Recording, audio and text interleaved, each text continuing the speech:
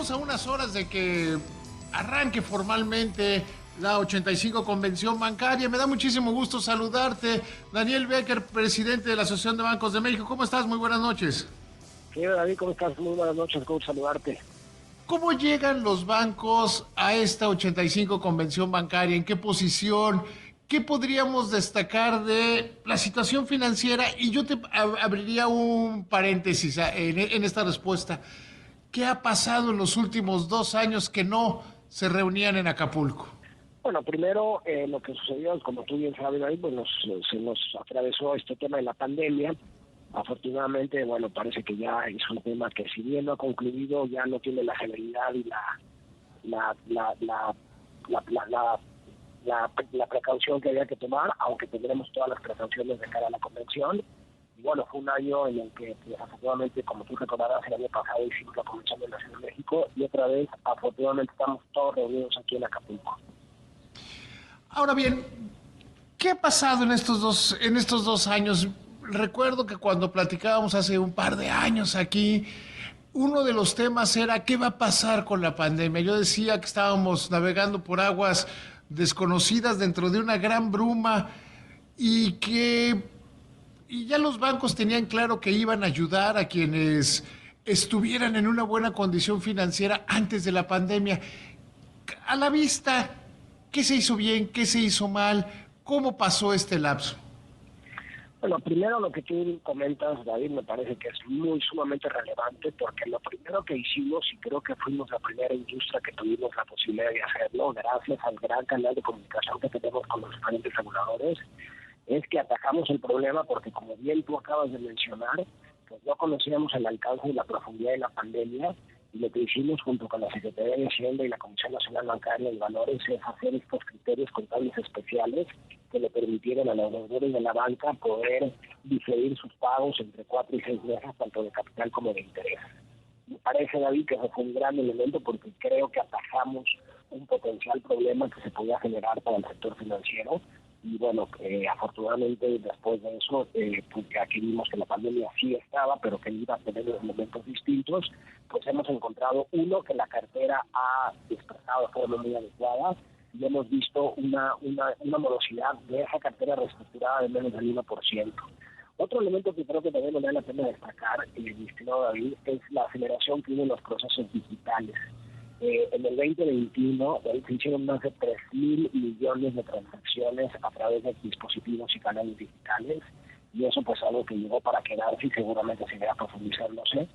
Y bueno, un tema de los que seguramente también realizaremos en la agenda en esta convención es qué puede hacer la banca y cuáles son los elementos que inhiben la posibilidad de participar y tener más penetración del crédito bancario en el sector productivo y las familias de México, y pues será uno de los temas que abordaremos durante la convención. Planteas en esta respuesta tres grandes aristas. La primera de ellas, vámonos por partes. Se logró mantener la cartera, sí, y habría que reconocer que muchísimos, no yo, pero muchísimos creían que iba a haber una crisis de cartera vencida que se ha evitado. Yo decía hace unos días que el salir del capítulo 11 para Aeroméxico es en el negocio financiero es el fin de la pandemia. Sí, correcto, pues sí, efectivamente, ¿no? Yo creo que pues el sector de servicios, en el cual también participamos nosotros, esto marca un principio, un principio y un fin. Como bien tú dices, ahí, bueno, pues esto, afortunadamente, la banca hizo su trabajo, aminoró la carga para los usuarios, en algunos casos inclusive se disminuyeron tasas de interés, se alargaron los plazos, y efectivamente, bueno, por supuesto, vienen sectores muy lastimados como el sector terciario, el sector servicios, turismo, que afortunadamente también ya vemos una franca recuperación. Pero bueno, sí fue un elemento pues que causó cierto temor. Y yo creo que hay un ejemplo también que me parece que requiere un estudio profundo, David. La banca sale más fortalecida post pandemia que pre pandemia, ¿no? Es decir, hoy los índices de capital de la banca están superior al 19%, y el exceso de liquidez, como tú sabes, es de alrededor de 1.5 billones de pesos. Lo que te quiero decir con esto es que a pesar de una crisis tan severa y una contracción de la economía como la que tuvimos de 8.5%, la banca hoy está en una posición de fortaleza y no le generó ningún problema a las finanzas públicas del país. Si bien es cierto, en el lado de quienes quieren criticar, quienes quieren ver, y seguramente será como lo anticipó el presidente de la República, uno de los temas que va a traer a la convención es los bancos no están prestando suficiente, no están dando el financiamiento que se requiere. ¿Cuál es tu posición al respecto? Bueno, a ver, yo creo que esa discusión, David, tú llevas siguiendo a la industria y siempre nos haces favor de cubrir a través de tus diferentes espacios. Tú estás en la discusión y ya está una tensión natural que existe entre regulador, regulado, sociedad. Yo lo único que le diría a todos los radioescuchas que te oyen, los siempre de los radioescuchas, es que no debemos de perder de vista que el dinero que tenemos los bancos, que ahorran los mexicanos, por cierto, casi 6.9 billones de pesos ahí tienen los mexicanos cerrados en la banca. Eso lo único que nos conduce es a considerar que hay una gran confianza en el sector financiero, particularmente en el sector bancario, y lo que los bancos hacemos es movilizar el ahorro de los mexicanos al sector productivo de nuestro país, pero los recursos son de los mexicanos, y ahí hay modelos de otorgamiento de crédito muy robustos que, bueno, tenemos que seguir, y no necesariamente eso implica que todas las unidades económicas de este país sean acreditables, y yo creo que eso no hay que perderlo de vista. ¿Cómo hacerle, y retomo las palabras del presidente, cómo hacerle para que se aprovechen las oportunidades de inversión, se aprovechen las oportunidades de crecimiento? Yo he dicho que la pandemia pasó bien, la pasó bien y que el gobierno tomó una buena decisión vista a los resultados, tomó una buena decisión en no apoyar a las empresas que ya traían problemas, que fue lo mismo que hicieron los bancos, pero ahora se requiere, dicho de alguna manera coloquial, vitaminas para reimpulsar el crecimiento económico. Sí, bueno, ahí es también uno de los retos y déjame a lo mejor encadenar esto a tu comentario inicial, ¿no? ¿Qué podemos hacer de cara a esta crisis que estamos viviendo, que es una crisis inflacionaria y una crisis de tensión geopolítica y además una crisis de balanzas comerciales entre Estados Unidos y los países asiáticos?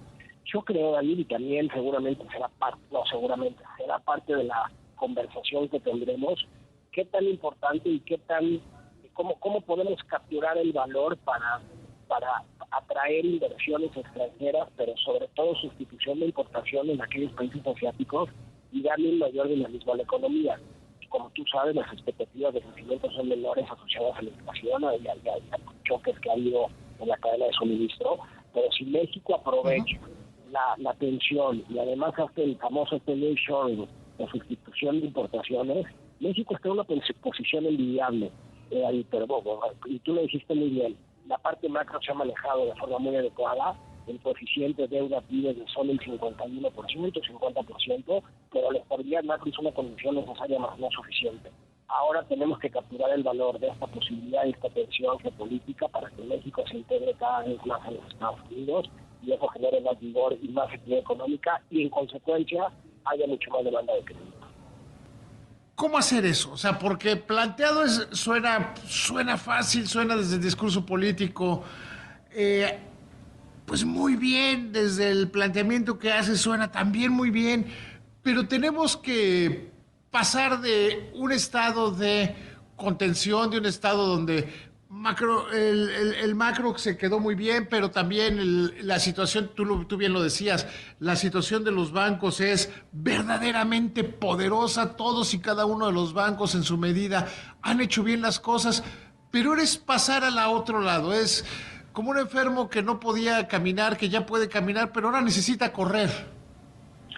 Pues yo creo que, mira, tenemos ejemplos muy claros, David. Por ejemplo, ve lo que ha pasado, por ejemplo, en el Bajío de nuestro país, de Querétaro, Aguascalientes, San Luis Potosí, Guanajuato, el noroeste, Nuevo León, que son estados que crecen al 5%, no olvidemos, están casi al mismo crecimiento que China. Ahora, la pregunta es cómo generalizas eso en las 32 entidades federativas.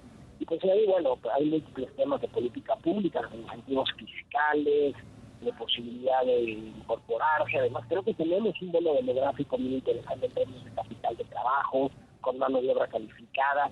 Es decir, el México tiene todas las condiciones. Hay que generar los mensajes de certidumbre, los mensajes de confianza y crear algunos elementos de política pública que permitan a las empresas que quieren venir a México, en lugar de estar a 5,000 kilómetros de distancia, en una frontera de 3,500 kilómetros. Y creo que ahí, bueno, también, por ejemplo, lo que se hace, lo que está pasando en el sureste, en Progreso, lo que se quiere hacer con el Transísmico, es decir, me parece que hay los elementos, ahora, como bien dices, pues, que hay que hacer, hay que ejecutarlo, hay que hacer rápido y hay que generar mayor actividad económica para que los mexicanos tengan una mejor esperanza de vida. Y creo que en eso se está trabajando y nosotros como bancos haremos lo que nos corresponde para que eso suceda. Daniel, te agradezco muchísimo que me hayas tomado la llamada porque para mí, en muchos sentidos, sí es un parteaguas volver a estar en Acapulco y volver a hacer una convención bancaria. Así es, mi querido David, y bueno, y con el gusto de saludarte personalmente, poder conversar, y sabes que con el aprecio y cariño que se te tiene. Es recíproco. Te mando un abrazo, querido Dani. Igualmente, David, cuídate mucho y nos vemos por aquí en Acapulco. Te mando un fuerte abrazo y un abrazo a tu auditorio. Gracias, buenas noches. Gracias, que te vaya muy bien.